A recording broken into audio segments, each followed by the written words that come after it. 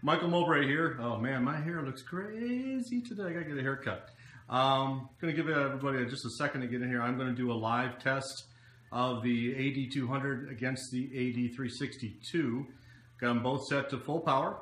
I'm gonna be 10 feet away, put a meter on them, and see what we get. So, truth be told, I already metered it, so I already know what I'm gonna get. So it's like a cooking show where I cook some stuff ahead of time. And then now I'm just going to do it live and pretend like it was like live.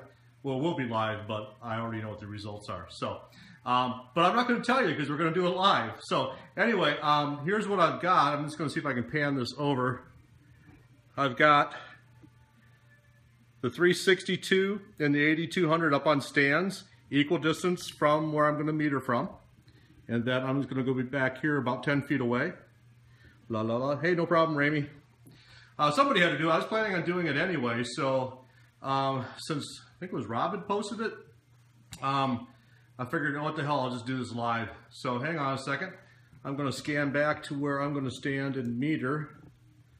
Where'd I go? I need a meter and a trigger here.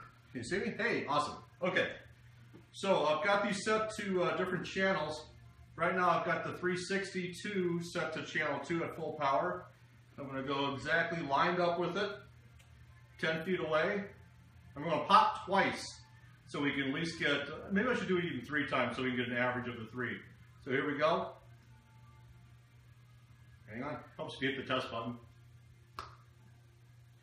Whew, that's bright, don't look right at the light. F11.6, okay, so 2/3 of a stop over F11. I'm going to close my eyes this time. Let's try it one more time. Same thing, one more just for luck. Now, don't wait for the beep, one more.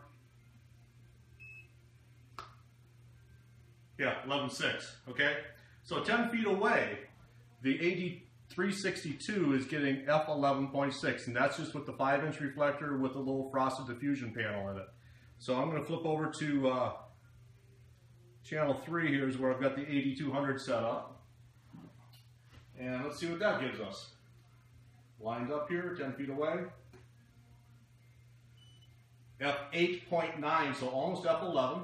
Let's try it again. Same thing, really consistent. Same thing.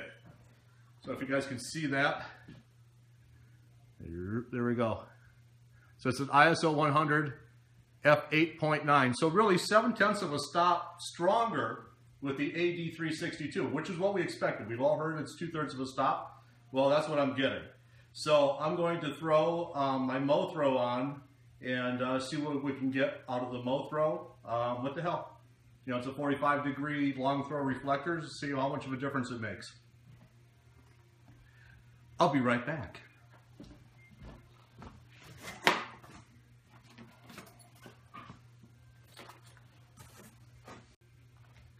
And of course I have a phone call come in at the same time, so I'll be right back. Hang on.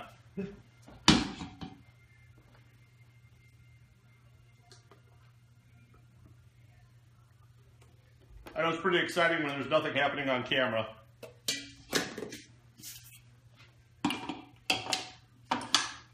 All right, here we go. So we're throwing the mow throw on the 360 to start off with. All right, let's pan back this way. La la la. Boy, I shouldn't look at me this close. And flipping back to channel 2, which is where I've got the 360 set up here. And let's see what we get off this puppy. Super strong. Hang on. Don't have it lined up very well. I'll be right back again. It's kind of crooked in there.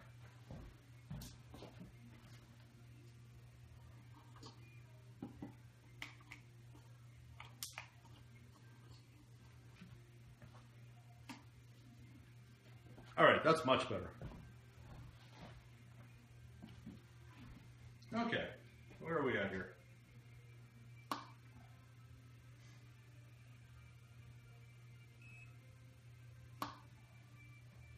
Interesting.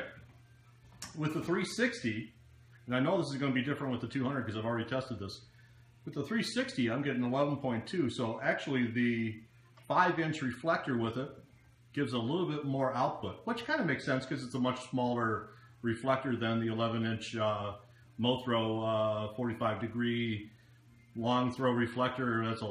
That's a long thing. Try to say long throw reflector over and over again, then add Mothro in there. So I'm going to flop it over to the AD200.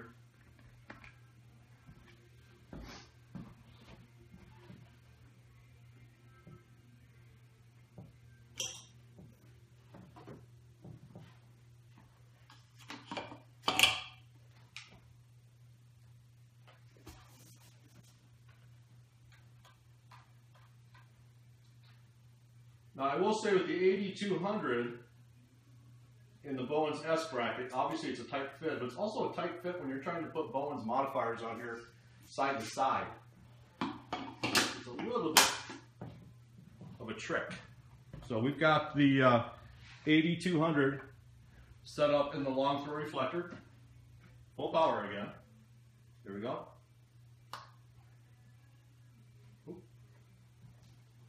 Almost looked like the 360 went off, so hang on a second.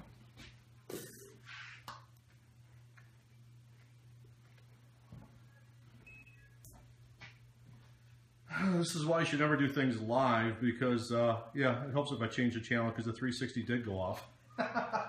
Okay, let's try this again. There we go.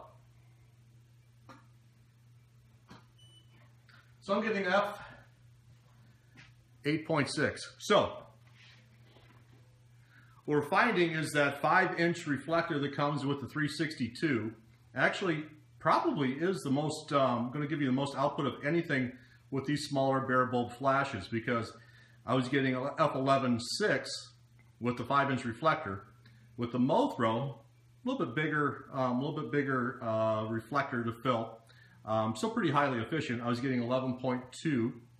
And then on the AD200, I was getting F8.6, so about a third stop under what I was getting with the 5-inch reflector. So hang on, one more test, if you can stick with me here. I'm going to throw a 48-inch octabox on each one of these, double diffused with a grid, and see what we end up with.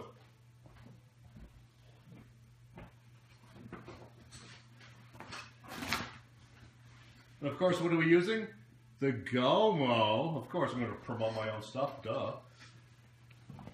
It's my Gomo Ultra Portable 48-inch octa.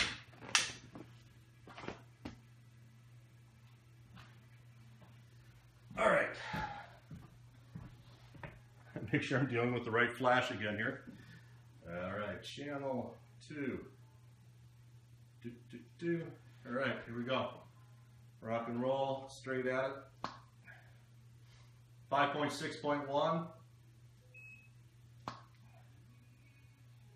Yeah, I wasn't waiting for the beep that time, hang on.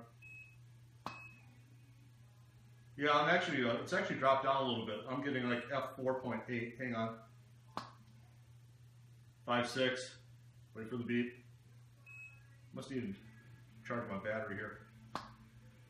5.6, so 5.61 to 4, F4.8, but a couple at 5.6, so let's say 5.6, okay? So 5.6 on the AD360II, that's in a 48-inch octabox. So do the math on that. We're looking at 1 stop, 2 stops, 2 2/3 stops, less output than using the 5-inch reflector with the frosted diffusion panel that comes with it, which is would be expected. All right, so let's swap this over to the AD200.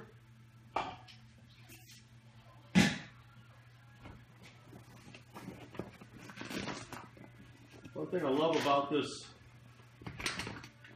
Bowens mount and this whole Bowens system, man, it's hella easy to be able to make these switches and throw a new modifier on. All right, let's flip over to the AD200. Again with a 48-inch octa. Make sure I'm on my mark here. There we go. F4.2. 4.2. 4.2, really consistent. So about, what was I getting, f5.6, so 0.8 of a stop less than the 360 in the same size box. So these are the kind of numbers I was expecting, guys.